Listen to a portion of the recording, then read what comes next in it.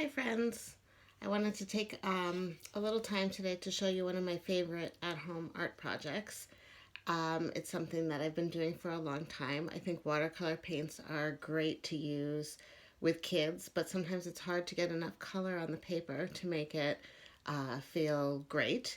And one thing that I like to use, if I can, is the Prang brand paints. I think those are the ones that have the deepest color that you can buy in the store. There are also some artist quality paints that are even more expensive, but the Prang are pretty reasonable and can give you some good color. So the thing that I like to do first is to use a Sharpie, which is always exciting, to just draw some shapes on my paper. I'm trying to use one hand here, so just give you a little idea there. So if I draw anything on my paper with that black line, it gives me a little structure, and that makes the painting feel, I think, a little bit more like I'm doing something of planned value, which makes me feel a little bit better about the small amounts of color that you can get when you're using watercolors.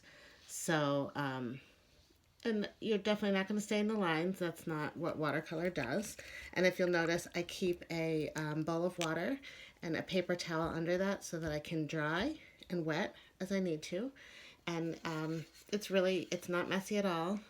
And I feel like you can get a lot of good color on your paper when you do it this way. So that's just a little idea of how I start.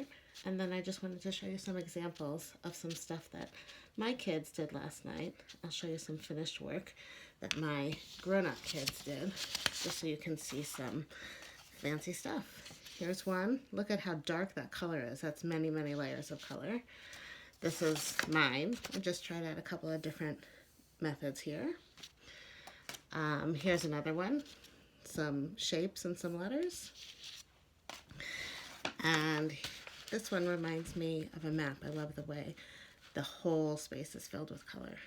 So I hope that gives you some ideas of something you can do with some materials that you probably have in the house. Have a great day. Bye-bye.